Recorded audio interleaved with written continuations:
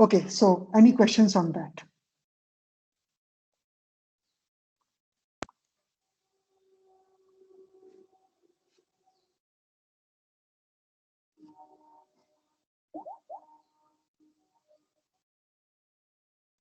Sure, I'm just joining from my tab.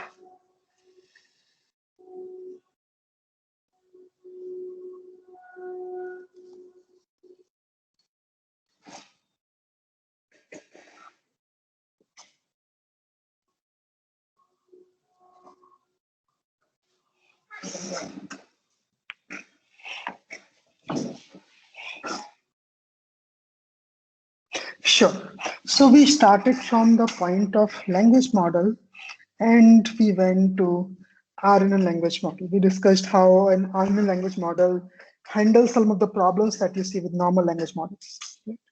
So we started with language models. We went to a neural language model, right? That was something like quite old, but very interesting model. You can simply use word embeddings for language modeling. And from there, we went to an RNN language model, right? And that was different because now you could use longer context without having the context define the number of parameters you will use. So in neural language model, the number of parameters depend on the context length, but in RNN, it does not depend. Okay, and there was another very important issue with the neural language model because with every word, the weights that are being multiplied were different. But in RNN, the same weights are being multiplied. So that was another good aspect about it. We went through the forward propagation and I said, although I will show you slides where you will have different notations, please try to use three notations. That is, this is U, this is W, and this is V. Okay, so just try to use these notations. So matrix, the matrix from input to hidden is U, hidden to hidden is W, and hidden to output is V. So we will use three matrices. That is mainly what we have in our, of course, they are biased terms, but yeah, these are three main matrices, three main parameters that I have to learn. And I said, okay, learning is a bit complicated, and if you want, I can do that. But yeah, if you don't, then that's all right for this course. So that's where we were. And we were just making some discussions. How do you train your RNN language model? So now let me just ask you. So how do we train the RNN language model? How would I train an RNN language model? What do I need specifically? What data do I need to train an RNN language model?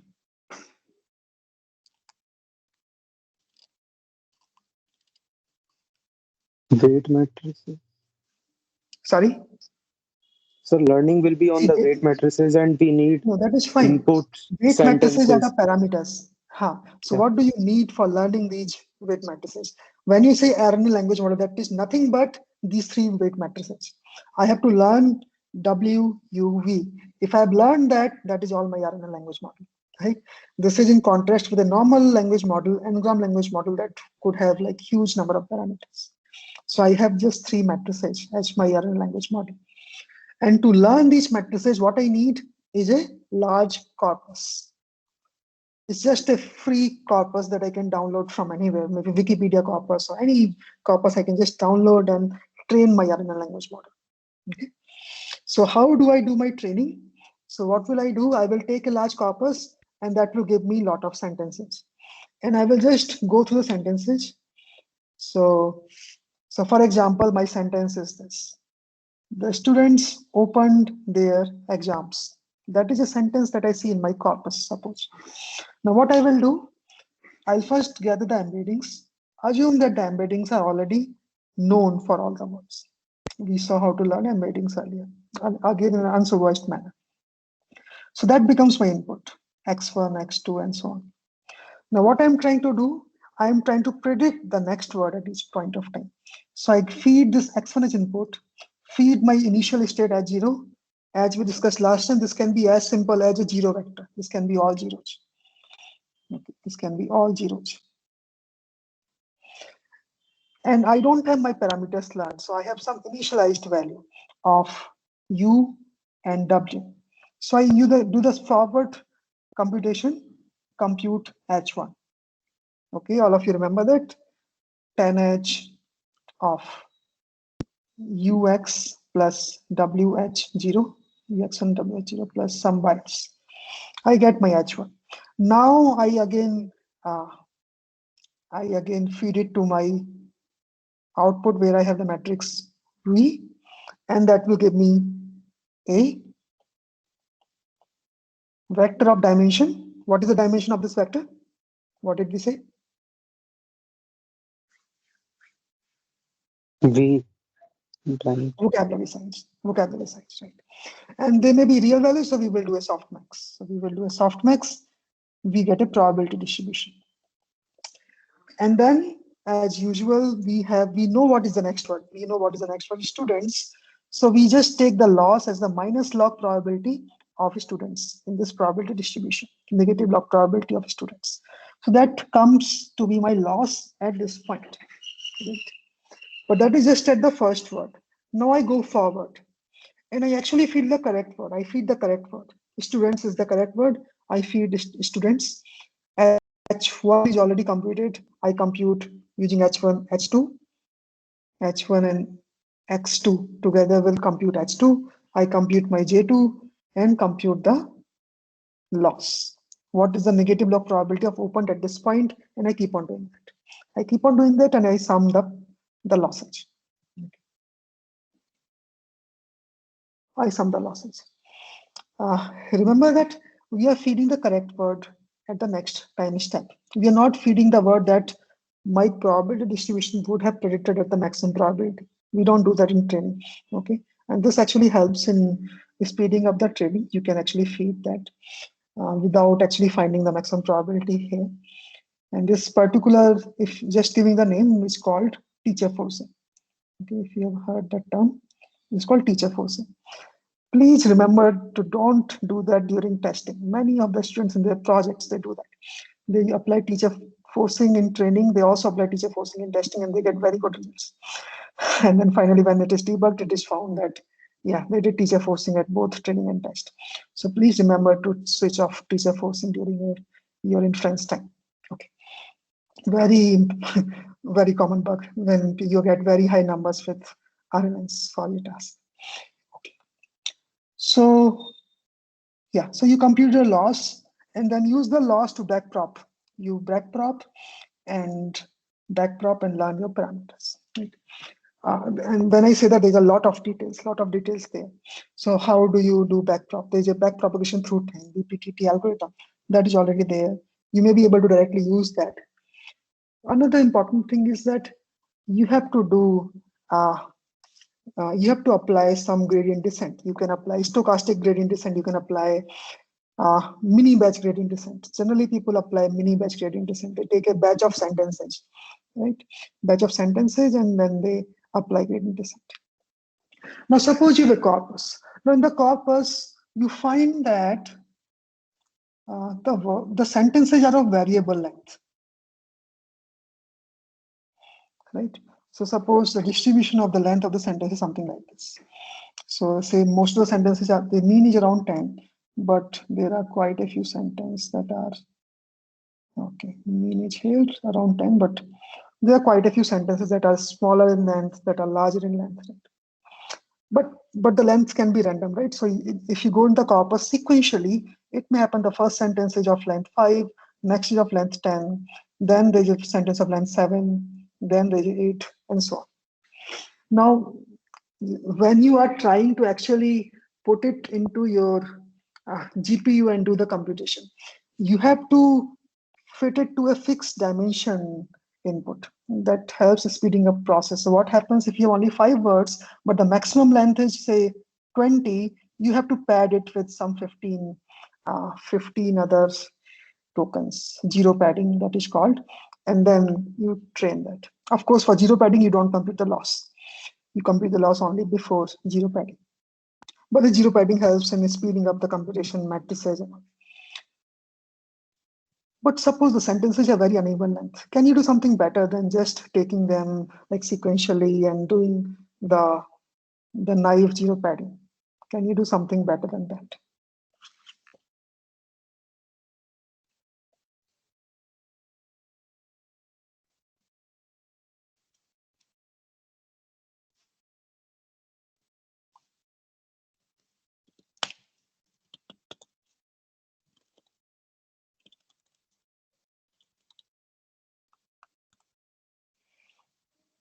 Suppose you're using a batch of sentences together to train. What can you do? So a simple solution is that you just sort the sentences by length, sort by length. And now what will happen in a batch, you will get sentences of roughly the same length, right? So your padding can be accordingly done. Your padding for each batch can be separate. And that still works. That still works. Okay. Yeah, this was just a detail for implementation. Uh, Now, how do you generate text using an Artificial language model? So generation we have talked earlier, right? So we have talked earlier how do you generate text using a normal language model? Just use the same concept. So how you have to generate a new text, okay? And you have learned Artificial language model. What does that mean? You have learned your U, W, and V. And you have to generate text. How will you do that? How will you do that?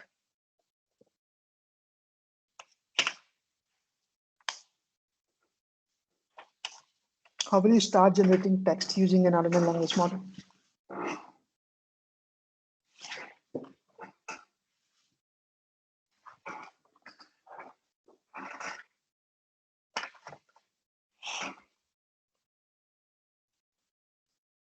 Yeah, Ayush answered for the previous question. Sort by length while batching. Yeah. So how will you generate? Decode at each time step and use the output of t-1 time step as input to tth time step. Sure.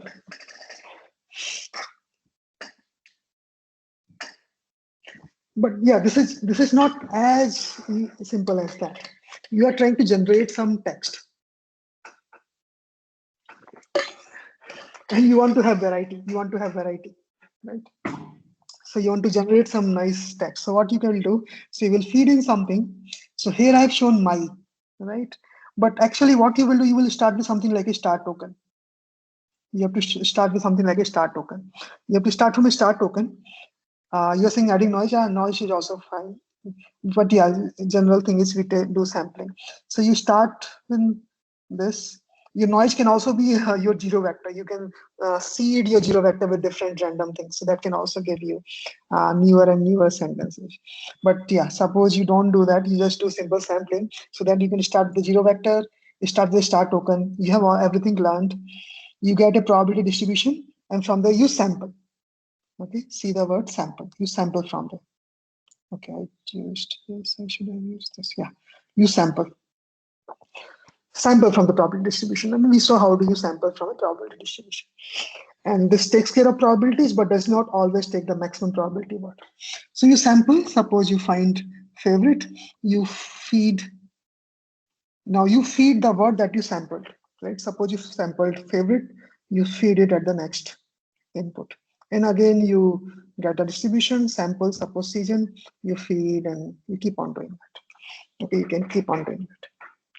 So this is how you generate text with the random language model, and you can actually try generating, say, suppose you learn something from just Harry Potter data. You just take Harry Potter, all the all the books, and you train in random language model and try to generate text. It will actually sound like Harry Potter.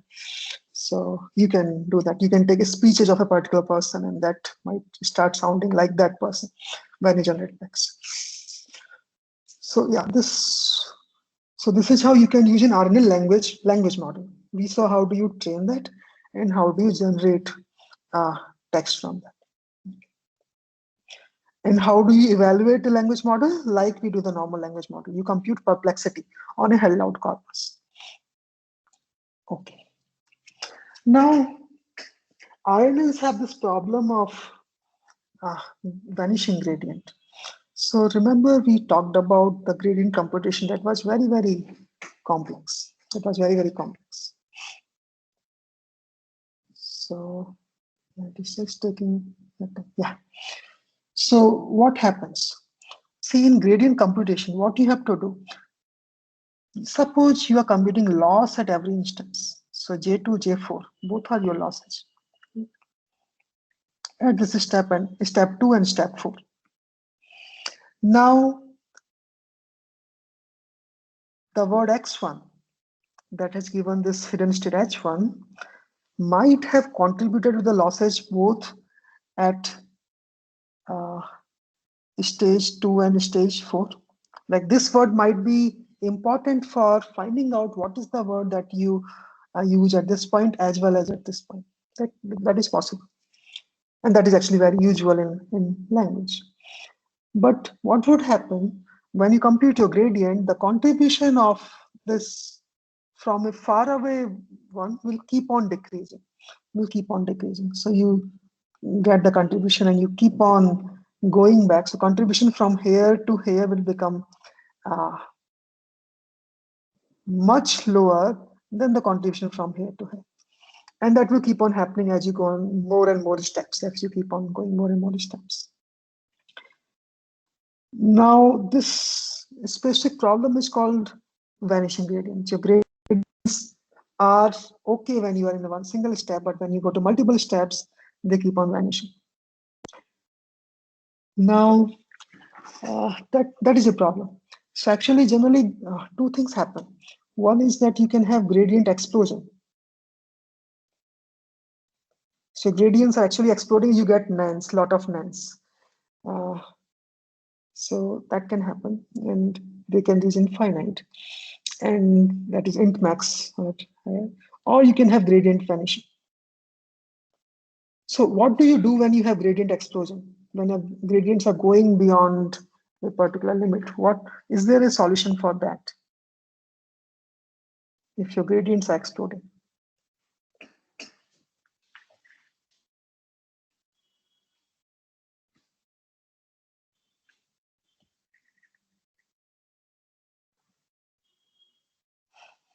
So if your gradient is exploding, a normal thing to do is something called gradient clipping. So you clip them at some point. So you say, okay, I have a threshold. If any gradient goes beyond that, you just clip it. I don't want it beyond that value. So gradient explosion is not a big problem. I am just saying that not a big problem in the sense you know how to solve that. You can clip them. But vanishing gradient is a problem. Why is that? Why vanishing gradient is a bigger problem than exploding gradients? So that is a bigger problem. Why?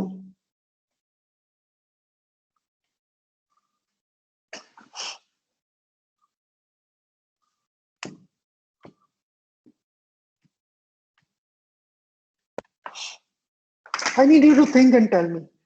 Just think and tell. Why should gradient vanishing be a bigger problem than gradient explosion? See, what would So due happen to if your gradient, yeah. vanishing gradient, the context of the sentence is lost. Yeah, what happens is that if your gradients are vanishing, so finally, you would not know if, for example, there are two possibilities that X1 has no contribution towards this loss J4, right? Second is it has contribution, but because of vanishing gradient, I could not capture that. I can't differentiate between the two things. So I don't know whether there's no contribution or whether it is because of gradient vanishing.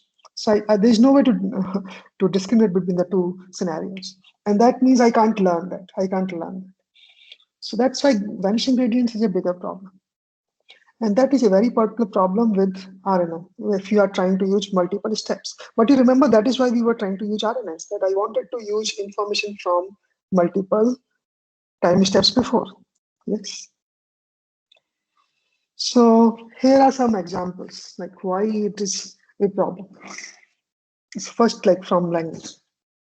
So let's read the first sentence, long sentence.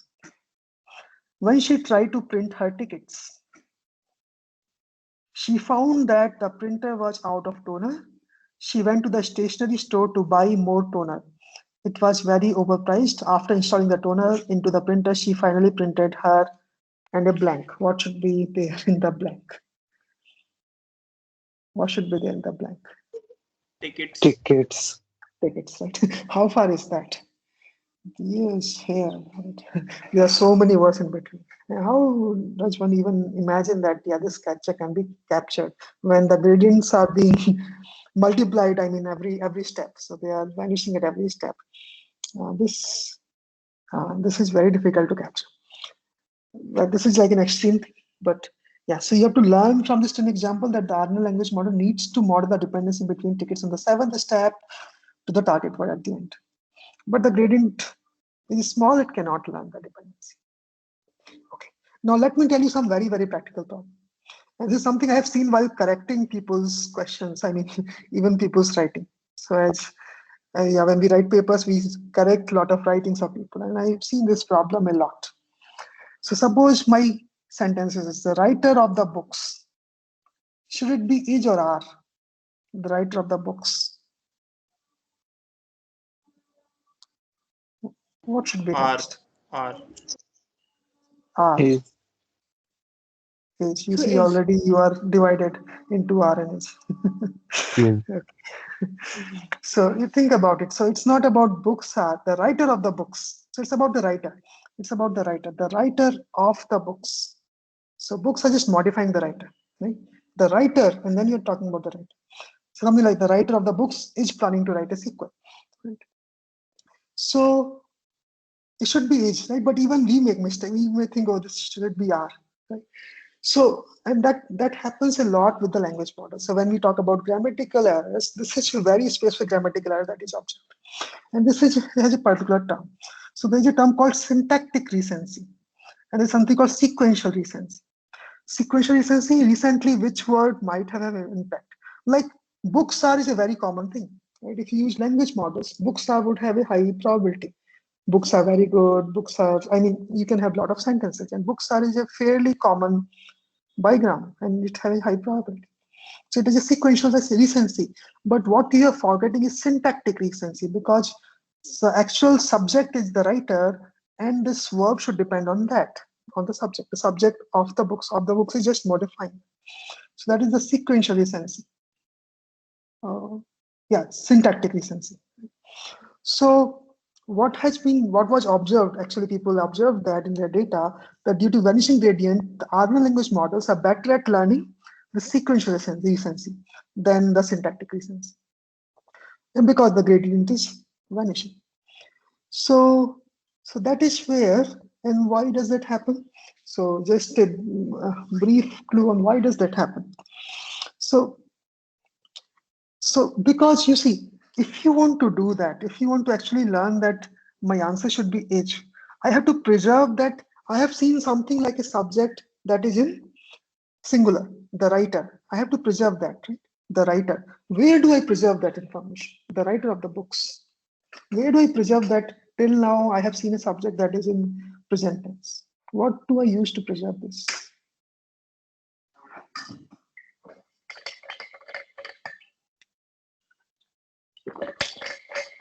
So this is very we need interesting if you some understand that. Mhm, some sort of memory so that the next word mhm. comes so we can refer to that memory. What is that memory in RNA? Sir, LSTM. yes, sir. The hidden Sorry? state, the hidden state. Yes, The very hidden good. states. So you see, so you see, this is something very crucial about RNA. So whatever you have to capture in that hidden state. You have nothing else. So you have a hidden state. So you have X1, you compute H1, X2 compute H2. What should H2 contain? H2 should contain everything that you need for doing the further task based on whatever it has seen up to now. Okay, so it has to capture everything. So for example, the subject is in singular till now.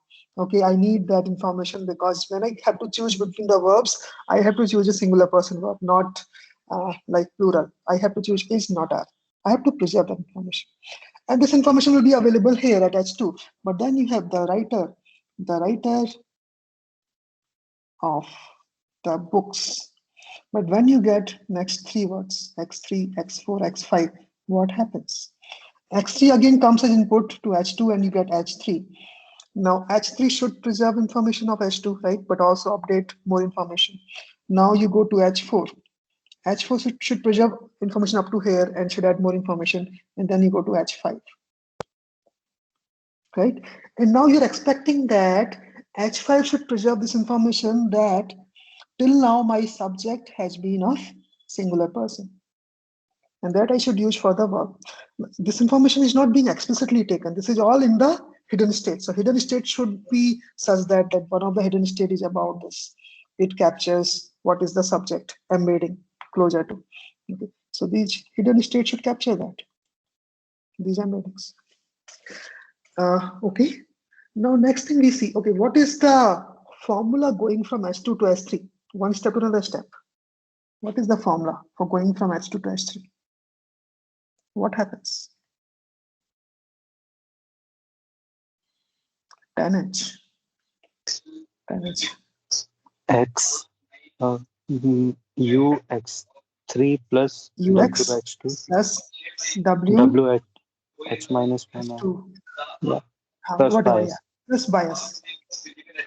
Do you see something? Do you see something? So what is happening? My H2, I have some H2. And I'm saying I want to preserve that, some information. But what is happening at the next step? I'm multiplying it by W. W is the matrix. You're multiplying by a matrix. That is like a overall being learned. So you can't control that, okay, at this point it should have a smaller value, it should have larger value. It's a global matrix that you're learning. So you're multiplying a matrix to H2, huge change. Then you're adding something UX and bias. Okay. And then you're putting 10H. Then you put 10H. So everything is being like jeopardized after that. So how do you say that, okay, it will preserve that information it has seen like 3 steps before? It's very difficult from H2 to H5. How do I preserve information? I'm multiplying it at every step. Okay, that is the reason why gradient either explodes or vanishes. Okay, so it has been shown it either explodes or vanishes, and most of the times it vanishes. Okay, so yeah, the main problem is that it's too difficult for the RNN to learn to preserve information over many time steps, and because you're constantly rewriting by this particular equation. And that's where the idea came, okay, why don't then we use some better units? That gives me more control. Uh, how do I preserve information in a given step? Okay, so does that make sense? So I need to preserve information from previous steps, and I should have some control over that. RNN does not give me any control. I have HT minus one. It multiplies by a matrix and does so many things. Applies tan H over there, and yeah, how do I preserve information? And let's say now let's make a goal. My goal is this. So suppose my hidden state has a embedding of say H dimension, okay, or D dimension, whatever. Embedding. So they are not zeros, they are some values. I'm just showing the vector, maybe some 0.5, minus 0.1, 0.3, and so on. And say that for my task, I want to preserve this information at this point. So when I go next step, so this is my H2. When I go to S3, I want to keep that as it is. I want to keep this cell as it is to 0.5. Don't want to change that. Okay. Suppose I want to do that. How do I get that control in my hand? But I say, okay, I want to forget this. I don't want to remember this. But this is very crucial. Okay. Uh, this is not manually I'm doing. From my task, I have to learn, okay, this dimension is very important for predicting the next word. This dimension is important for predicting the word when it is a verb, or when I have seen a subject, I have to preserve this information. That's a singular or plural because it's important for when I have to decide the verb. So this all will come from my task, but I need to have a control that, okay, I want to preserve this information. I don't want to change this particular dimension, while other dimensions may be changed. I don't want to change, say, this dimension. Keep it as it is. How can I do that? What control do I have with me?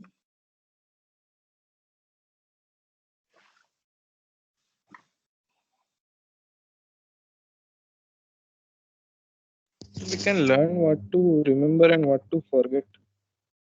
Yes, very good. But my equation is too cumbersome. Even if I learn, it will always forget, right? I can't preserve anything. I have to multiply the W and then with the 10H and all.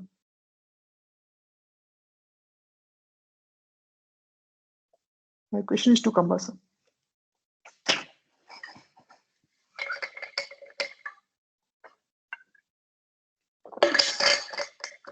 Okay. Yeah, think about it. I'm just back in a minute.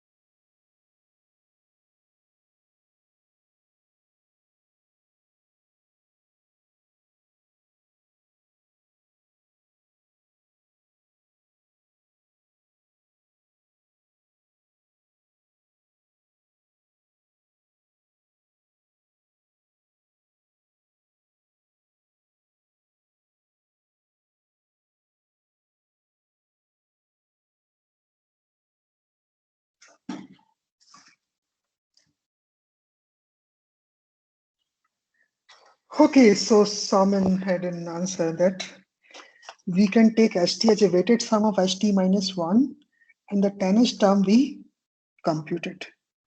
Okay, sure. So we do something similar. Uh, that helps. That helps in preserving information. Just that we do it is bit formally using a concept called gates. Okay, so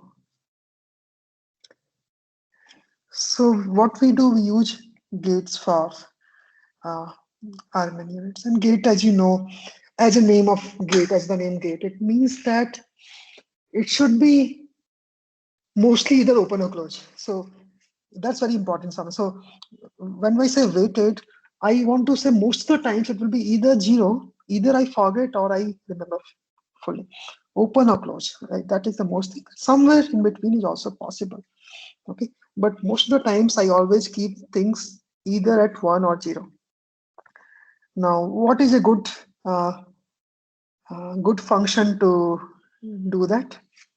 That you should know. What is a good function to approximate a gate?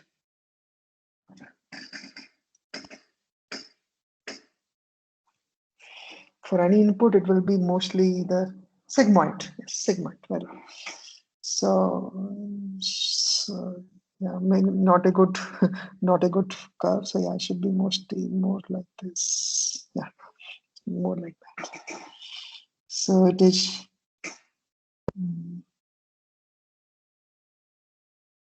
Yeah. So 0 and 1.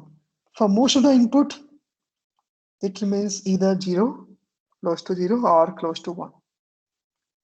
For most of the range. For small range, it can go between 0 to 1, but otherwise it remains close to 0, close to 1. And so this is one clue that I have to use gates. Okay. And so actually there are two models, GRH and LSTMs, that are very popular, that actually were popular. I can't even say they are popular. They were popular. That worked on top of RNN and say, okay, we will use gates to avoid this vanishing gradient and remembering information. Let's just go remember that term. I have to remember some information from the previous steps to the next steps. And I do that by using gates in both GRU and LSTMs. So how do they do that? Okay, I don't want to show you. Let's just do it on paper. So I'll talk about GRU. GRU came in 2014 and LSTM came in as early as 1997. Of course, they were used much later. Popularly when in around 2014 only LSTMs were popular, and that's where somebody said, okay, GRU can be an approximation of LSTM with lesser parameters. Okay, so what did GRU do? So GRU said, okay, I take that principle that I have my HT minus 1, I have to compute HT. And it has some vectors, and I should be able to either remember, so green would be remember, or rewrite. Right? Rewrite completely, or I remember this, and I rewrite, or somewhere in between. Okay, I should have that control with me. So this is something people many times make mistake. So when I'm saying GRU and LSTM, they have control even to the single dimension. So of my hidden state, they can control that. Okay, I want to change, I want to retain this, but change this, retain this, change this. They can have that much control. And that changed, whether I have to change or not, also depends on what was my context and what is my input. So even that change depends on that. So that is, it's dynamic. So gates are dynamic. So they learn based on my correct input and previous context. Should I remember this or not? Should I forget this or not? And who will tell? Again, they will learn this through learning. So they are again learnable parameters, depending on my current context and previous context and current input, whether I should remember this or not, whether I should forget this or not. So they do that. So that means, okay, gate should also be function of the same two things. Okay, now, so then let me just tell you the bigger picture. Bigger picture is this: whether I use RNN, whether I use GRU, whether I use LSTM, they do the same task. So that means for all of these, the bigger picture is this: they have a black box, if I want to just call that. I feed HT minus 1, I feed XT, I get HT. Right? This is all they do. And then once you get that, you can use it to multiply with V and get your output. They don't care about that too much. Okay, they don't care about that too much. So everything is independent. So if you're going from RNN to GRU LSTM, everything else remains whatever we studied. Just that this black box changes. This forward computation changes. So for RNN, it was simple, not simple, it was like 10h of U of X T plus WHT minus 1 plus B. That was for RNN. Now these will be slightly more complicated for GRU and LST. So let's see what GRU does. GRU has lesser number of equations, so that's why I'm taking GRU first. Okay. So let me just erase this black box thing. I guess you know now. So sure. So what we do in GRU? So I said, okay, I will use two gates. One is called reset gate. Another is forget gate. Sorry, update gate. Reset and update. Two gates. Now, what are gates? Gates are sigmoid functions and they depend on the context. So how do I write that? So they are again vectors. They are vectors, right? So reset gate is again a vector and update gate is vector. So at a given time step t, let's say this is RT and this is UT. Both are vectors. So how do I compute RT? I just write the generic equation. I said they are gates, so they should be sigmoid. So I first write a sigmoid. Inside, I use the same function that I used to use for my forward propagation for RNN. So I just copy this. But different parameters. So I will say, okay, so I need a parameter U. So this is reset, so I just put UR. R denotes it's for reset gate, this parameter. UR xt plus WR ht minus 1 plus BR. Okay. That's the equation for reset gate. Let me just put it there. Plus BR. Wow. Fine. And now you can just write equation for update gate. Sigmoid UU xt plus WU ht minus 1 plus BU. Okay. So you have your reset gate and update gate, same equations, different parameters, but a sigmoid gate. Now I have to somehow use these gates to compute my ht. Okay. So what I do, I first compute, okay, I should have some ht tilde. What is the new content I would have written anyway? So ht tilde. So that is similar to what Saman was saying. So yes. So first we compute ht tilde. That is new content. What is the new cell content? And that I write similar to RNN with small change. So I say, okay, tan h. So this is h. So UH xt, but this xt I multiplied with reset, RT multiplied with xt. Now this multiplication sign that you are seeing here, this is element-wise multiplication. This is element-wise multiplication. Okay, that is very important. It's not a matrix multiplication also. It's just an element-wise multiplication. Okay, how does that help? Plus WH, same equation, plus PH. Okay. HT tilde. Okay. Now I write my actual HT. My HT is a linear combination. So I will say, okay, I have my HT tilde and the previous HT minus 1. I use a linear combination. So I will say, okay, I will use UT. UT element-wise multiplication with HT minus 1 plus 1 minus UT element-wise multiplication with HT tilde. And that is my HT. And that is all your GR. This is your GR equations. Well, nothing, just there are two gates.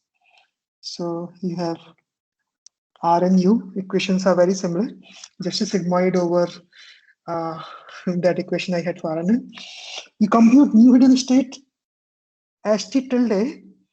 Tilde means so it's not the final one, just intermediate one, which is similar to R and N thing, but you use reset gate there, RT. And now once you have HT tilde, you just have the linear interpolation sort of thing between HT minus 1 and HT tilde by using UT. How is that helping? Now, remember my task. I wanted to preserve this. So suppose I want to preserve this cell as it is from HT minus 1 to HT. What should happen for this dimension to preserve? What should be the value of the corresponding gates?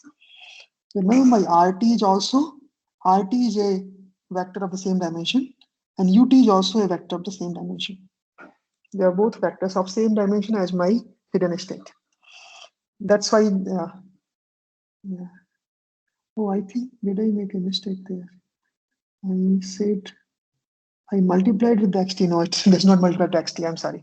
It multiplies with ht minus 1. Yeah. It should multiply with ht minus 1. So yeah, that's where I make mistake, but fine. I caught that before I went further. So it cannot be with xt. It has to be with ht.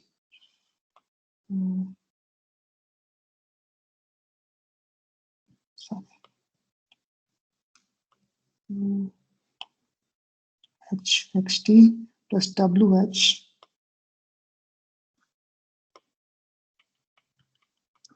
Here you have to do this reset with ht minus 1.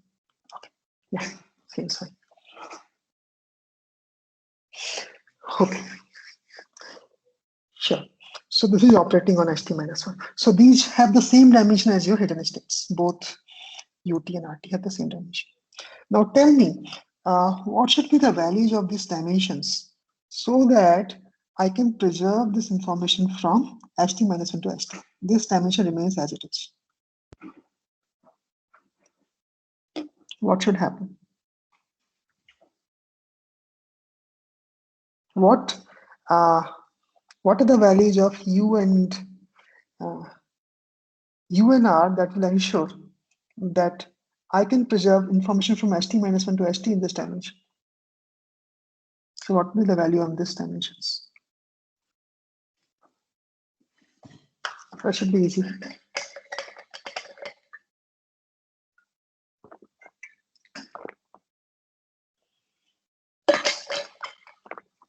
Just see the final st equation.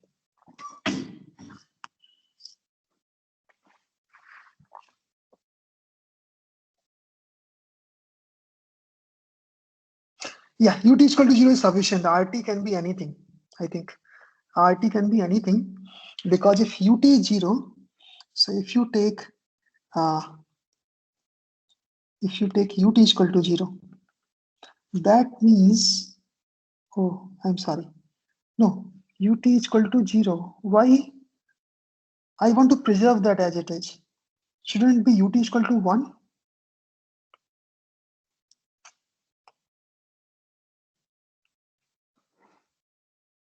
If you do ut is equal to 1, then st is just the previous state plus 0 of, yeah.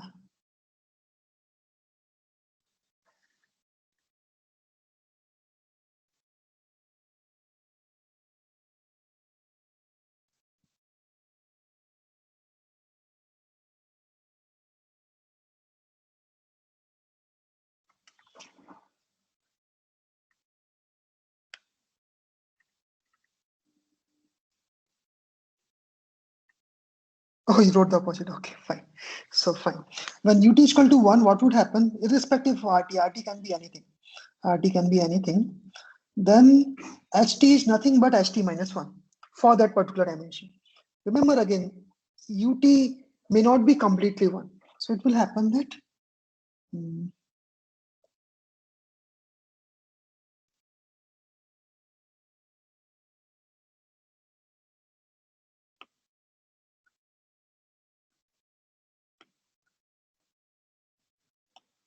you have a ut and you have an RT that are of the same dimension as of your st. Now what I'm saying, you want to preserve this first dimension of ht minus 1 to st.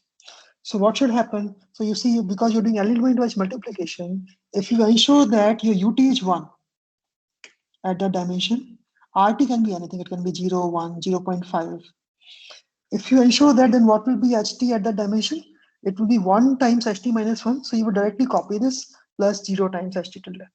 So if ut is equal to 1, you will ensure that ht minus 1 is fully copied into next for any dimension, right? For every dimension, it will be separate. Sure. Now, suppose, let's say you want to completely forget this. So you want to say, okay, this information of ht minus 1 in the second dimension is not at all important going forward. I want to completely forget that. I don't want to preserve that. What should be the values of u and r for that particular point so that you completely forget that information?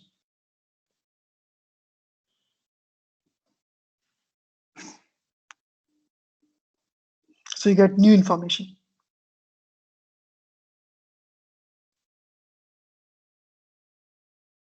So I think that's where Salman wrote, right? But is that the case? You want to completely forget the previous information, right? So what should happen? If ut should be 0, so you get completely st tilde and no st minus 1, so ut should be 0. What about RT? If you want to forget completely previous information, even RT should be 0. RT should be 0, right? And then that means you're not using previous information at all. So RT should also be 0. RT should also be 0.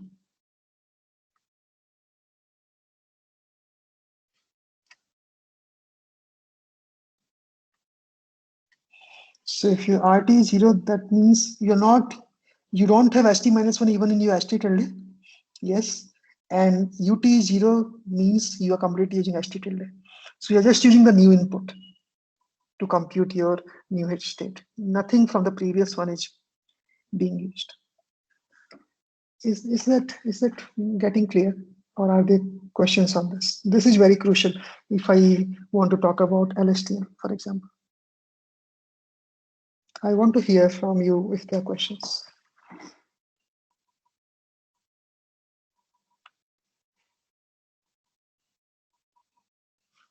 Let me show you the Hello. yes. The doubt is basically the example that you get, the writer of the books underscore is or are. So so we have to retain the writer part and have to forget of the books kind of if you want to predict the next word is. Correct? No,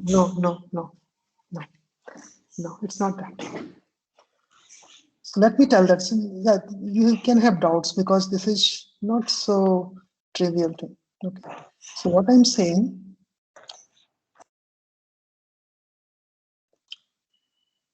you keep on getting your hidden states from H0 to H1 to H2 and so on. Now they are like vectors. They have multiple dimensions, and different dimensions may have some different purpose. So for example, what I was saying, say at one dimension, suppose at one dimension, it can be multiple dimensions. At one dimension, you are capturing, till now the subject I have seen is singular, right? And I have not seen the verb. So till I see the verb, I want to preserve this information. Okay. And suppose that information is there in this particular dimension. And this was the writer. Let's say this was the writer. Now, when the next word comes, off, you will have to compute your H3. Now, what you want to preserve this dimension as it is. You don't want this dimension to change. While others may change, others may be storing other things like, okay, what is the previous topic or so many other things. Right? They may be preserving some other information. So let's say I'm not concerned about other dimensions. I want to preserve this dimension as it is going forward until I see a verb. Okay. So even if I see off the books, I want to preserve that. I have not seen a verb. So something like what I have to learn, that how do I preserve a particular dimension in my hidden state? Now, how am I learning that? Okay, I'm saying, okay, first of all, I have to use gates. Gates will help me go from one hidden state to another hidden state. And there, gates can have some specific value so that I can preserve. So first of all, is it even possible? So we saw there are values. So if I want to retain this information from H2 to H3 and so on in a particular dimension, what should happen? So HT is 1 minus UT of ST minus 1 plus UT of ST tilde. So that means, did I write it the other way around? Maybe I wrote it other way around. Does not matter. I mean, even if you write that equation, it should still work. You will have the parameters different. That's all. So concept-wise, that are same. So yeah. So maybe I wrote it slightly different, but the same thing. So if you want to preserve information, what you have to do, this thing should be 1 and this should be 0. So that means here UT should be 0. So if your UT is 0, you can preserve long-term information. Okay. So that means I have to learn that my UT, that dimension should be 0 in this particular case. Given such a context and input that is not a verb, that dimension should be 0. And then I can preserve that information. So this is like complex thing, but yeah, this is possible now. This was not even possible in RNA. This is not possible. So, similarly, if I want to follow, yeah. So this means that for U3, the dimension corresponding to writer should be 0, right? So that we want to preserve the writer information The in dimension 3 should be 0. That's all. It's not corresponding to writer. It's not corresponding to writer. UT is of the same dimension of HT. H. So it is, right? It's not dimension of vocabulary size. It's the dimension same as HT. What I'm saying, this dimension stores something, and let's say Yeah, that something is okay. Yeah, what should be the, yeah, what is the subject person is a singular plural, let's say till now. And I don't want to change that if I have not seen above. So that I can have that control here. I can have UT as 0. Okay, and that can help. So now with these equations, I think what I said might slightly change, but yeah, the concept remains same. So if you want to forget this information, let's say I have seen the verb, I want to forget this now. So how I can do it? So if I want to forget, then this is UT is equal to 1 to remember, and to forget you have to put UT is equal to 0. UT should be 0, so completely this comes. I'm sorry. What am I doing? What am I doing? UT is equal to 0 is for remember. UT is equal to 0 is for remember. Yes, complete the previous one. And if you want to forget, you do UT is equal to 1. So that will give you HT tilde. And HT tilde, you also forget this. So your RT should be 0. RT should be 0. And this will give you forget. Okay. As per these equations. What I wrote previously, I think I changed these two things. But that is the concept. So you have that power within you, with your network, that yes, I can make that control. I want to forget this here, or I want to preserve that, or in between. Is that intuition now? Is that intuition somewhat clear? Yes, sir. Yes, sir. Okay. Thank you. So this is GRU. Now LSTM just goes one step further. Okay. So there is a specific problem with this. Now let me explain that problem. What is the problem? See, you are doing this HT minus 1, XT, and HT thing. You are doing that. Fine. Now HT preserves whatever you want to, you have seen till now. So HT helps in preserving information. Till now, preserving, it's like a memory. It's like a memory. But HT has another task. What is that?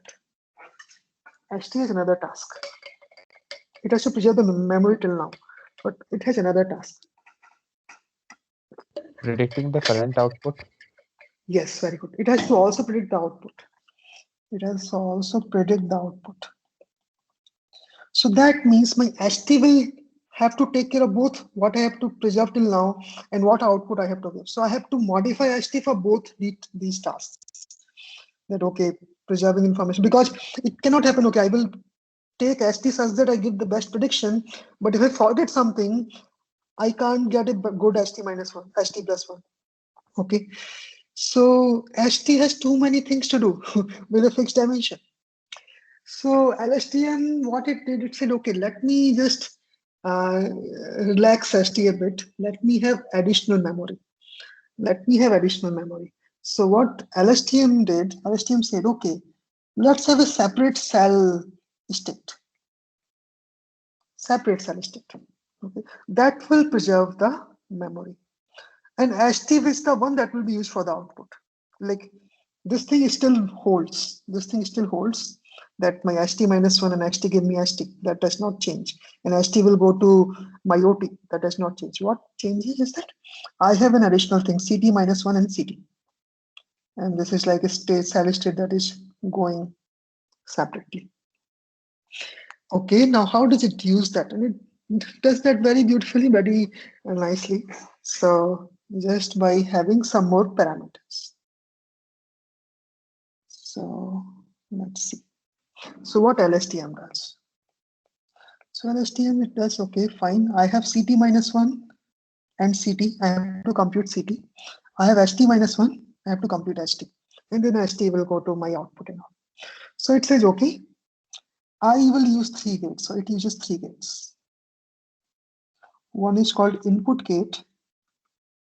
Second is called output gate. And third is forget gate.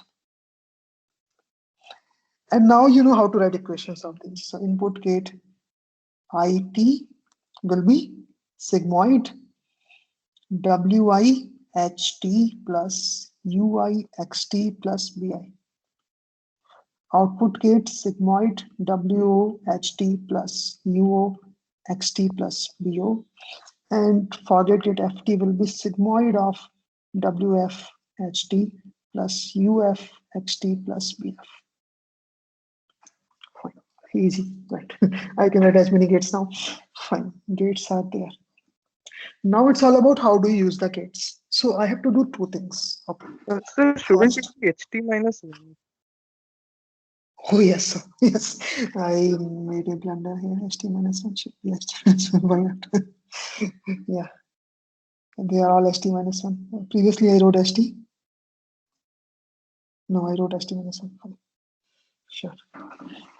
They should be all HT minus 1. Doesn't have HT. Okay.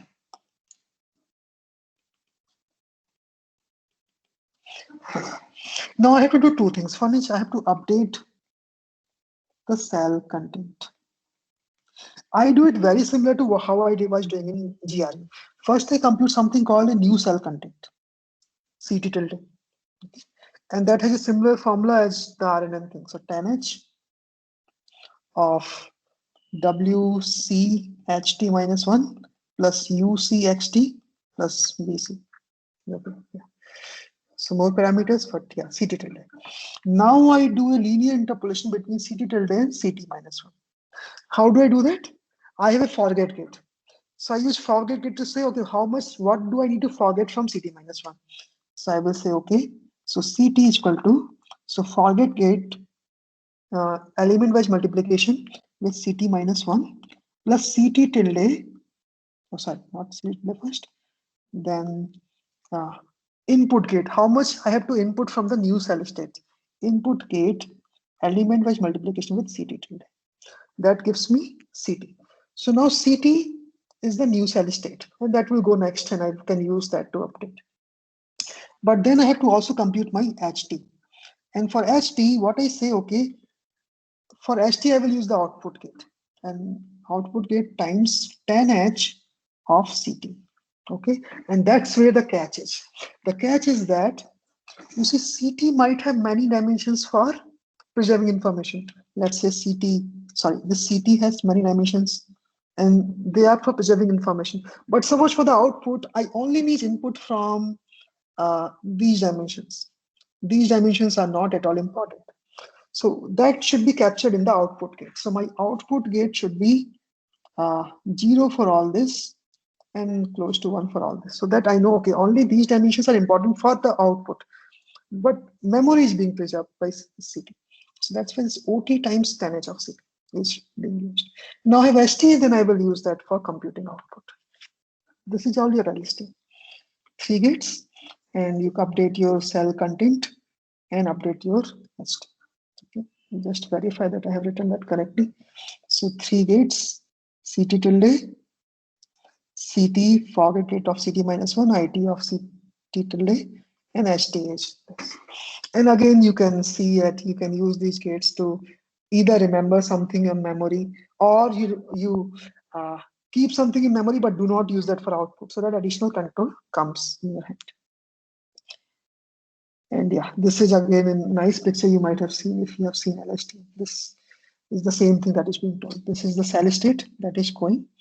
You can use forget gate to forget something from here, input gate to put from the new cell content, get CT, and then OT times 10H of CT to get your HT. Okay. So this is your LST. So this is all just the basics about your recurrent thing. So you have RNN, you have LSTM, you have GRE. They do the same thing, just that GRE and LSTM are better at preserving this long-term information because they have this control, they can preserve some information. And GRE and LSTM are equivalent. People sometimes prefer GRE than LSTM because GRE has less number of parameters than LSTM. Okay. But GRE, LSTM has this additional advantage that you can disassociate the memory content from what you need for the output. So yeah, either of the two people utilize. Any questions at this point? So we are actually close to time. I think I will not, yeah, I'll not do more today. But any questions at this point? Sir, can you once again explain this the utility of these three gates in terms of the like formula and like what is the input to the gate and where does it flow into? See, all the gates have exactly same input. So any gate is nothing but, as I was writing the equations, you take previous hidden state and the current input, and you apply the some matrices. They are same matrices but different names. They are different parameters. That means, and apply a gate, and that is universal to all the gates that we are using. Just we are changing the names of the parameters by putting subscripts. Okay. So that is the equation for all the gates. And finally, they are all vectors of the same dimension as the hidden states. And they are gates, so they will be mostly 0 or 1. Now, what is the function? So you see, function I can tell quickly in this figure. So you have the forget gate. First, you have the forget gate. So that controls what part of the cell state you want to forget now. Again, depending on the dynamic, it depends on your current input and the previous hidden state. Based on that, which part of your cell state you want to forget. Then you say input gate that will control, okay, I have added some new content. Which part you want to take it in your new cell state computation. Okay. That is what the input gate does. And what is the role of output gate? Output gate simply says, okay, I have computed the cell state. Now I want to use some part for my output. So that will directly go in my HT. So HT is nothing but OT element wise tan of CT. So what part of my cell state I should use for the output? And these were the equations again. Now tell me what is the exact doubt or something that is not clear that I can tell you that specifically. So no, sir. Actually, just wanted the flow only, like from like hidden state to cell state in between that, how these operate. Yeah. So Yeah. that's all. So Yeah. so hidden state and the previous hidden and the new state are the input for all the gates. They are used to compute all the gates. They are dynamic. But then yeah, so there are separate things happening for CT, and CT goes as input to compute HT. But output gate gives some additional control. Yeah. Thank you, sir. Sure. So yeah, any further questions regarding this RNN and LSTMs basics? So next week I'll just tell, okay, now you have all these RNNs, LSTMs, how do you use them for things like classification? And also because this week we will give you lectures on part of the speech tagging, how do you use them for sequence tagging? So this I will tell next week. But for today, are there any further questions?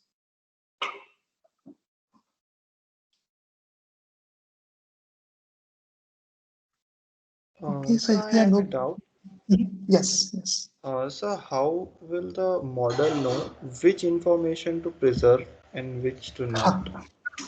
Okay, so you tell. So this is not something manually that is happening. It's not that I'm manually telling the model, you put 0 at this point in this gate. That is what I'm saying. They are all dynamic. They depend on the input and the previous hidden state.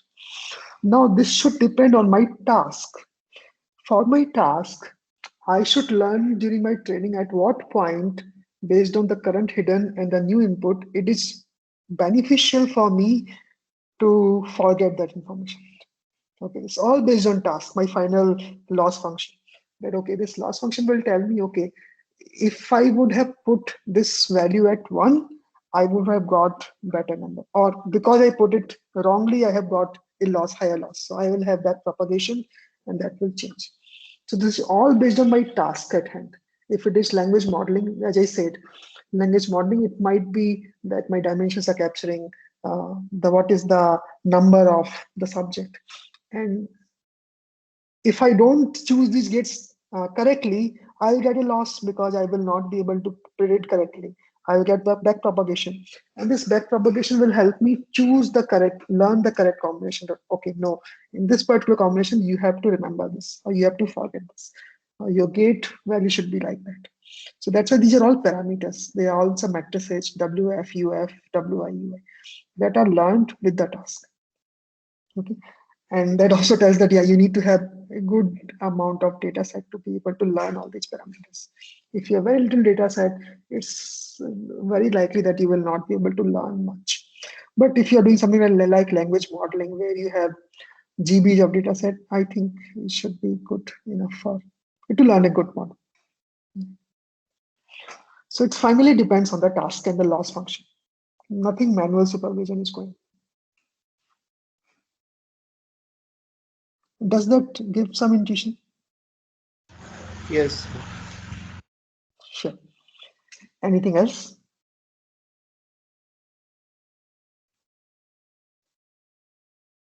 Okay then, so thanks again for being here, and yeah, we will meet next week.